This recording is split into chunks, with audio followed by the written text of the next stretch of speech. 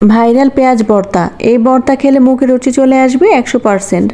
আমার বাসার সবাই তো ঠান্ডায় জর্জরিত, তাদের মুখে নাকি কোনো কিছুই ভালো লাগতেছে না। তো তাদের জন্য বানিয়ে ফেললাম এই পেঁয়াজ ভর্তা। বানিয়ে তো মহা বিপদে, আমি নিজেই খেয়ে ফেললাম পুরো ভর্তা।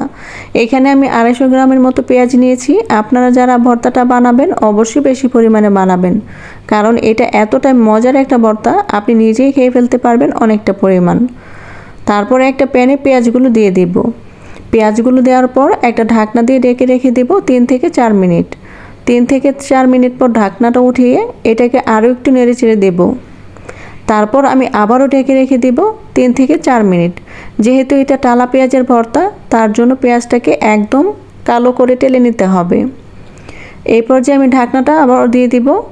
আর এখন ঢাকনাটা উঠিয়ে দেখব যে পেঁয়াজটা অনেকটা পরিমাণে কালো কালো হয়ে গেছে আর ভিতরটাও নরম হয়ে গেছে। তারপর আমি 1 থেকে 1.5 মিনিটের মতো আবারও নেড়ে চেড়ে আরেকটু টেলে নেব। আপনারা চাইলে এরকমও রাখতে পারেন। তো আমার কাছে যত বেশি টালা হয় ভর্তাটা খেতে অনেক বেশি ভালো লাগে। এখন একটা প্লেটে নামিয়ে নেব। পেঁয়াজটা যখন অল্প একটু ঠান্ডা হয়ে যাবে, আমি পেঁয়াজের খোসাটা ছাড়িয়ে নেব। এটাকে গরম অবস্থায় খোসা ছাড়াতে যাবেন না, তাহলে হাতে ফোস্কা পড়ে যাবে। এটা এতটাই ডেলিশিয়াস আর মজাদার ভর্তা, এই ভর্তা দিয়ে যে আপনি কখন 1 থেকে 2 প্লেট ভাত খেয়ে ফেলবেন বুঝতেই পারবেন না। তো আমার পেঁয়াজগুলো অনেক ভালোভাবে টালা হয়ে গেছে আর ভেতরটাও একদম সফট হয়ে গেছে। তো সবগুলো খোসা আমি এখন ছাড়িয়ে নেব। আপনারা স্ক্রিনে দেখে বুঝতে পারছেন যে পেঁয়াজটা যখন ঠান্ডা হয়েছে আমি এই পর্যায়ে খোসাটা ছাড়িয়ে নিয়েছি। এখন আমি শুকনো মরিচ আগে থেকে টেলে নিয়েছিলাম। বেশ অনেকটা পরিমাণে শুকনো মরিচ দিয়ে দিব। আপনারা আপনাদের ঝাল অনুযায়ী মরিচটা অ্যাড করে নেবেন। মরিচ আর লবণটাকে ভালোভাবে চটকে মেখে নেব। আপনারা চাইলে এটাকে ম্যাশার দিয়ে ম্যাশ করতে পারেন। তো আমি হাত দিয়ে এটাকে গুঁড়া করে নিচ্ছি।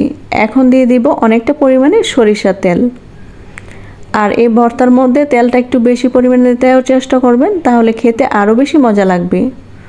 এই পর্যায়ে যখন মাখাচ্ছিলাম আমার মনে হচ্ছে যে আমি তখনই খেয়ে ফেলি। এটা এতটা বেশি মজার ভর্তা আর স্মেলটা এত সুন্দর আসছিল, আপনারা যদি বাসায় না বানিয়ে খান বুঝতে পারবেন না এটা কেমন মজার ভর্তা। আপনাদের যাদের মুখে রুচি আসতেছে না, কোনো কিছু খেতে ভালো লাগতেছে না, আপনারা অবশ্যই একবার এই ভর্তাটা বানিয়ে খাবেন।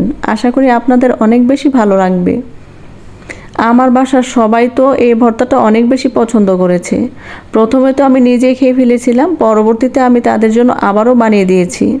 সবাই এত বেশি পছন্দ করেছে, বলেছে আবারও বানিয়ে দেওয়ার জন্য। ভিডিওটি কেমন লাগছে অবশ্যই জানাবেন। আর ভিডিওটি ভালো লেগে থাকলে লাইক, কমেন্ট, শেয়ার করতে ভুলবেন না। ধন্যবাদ।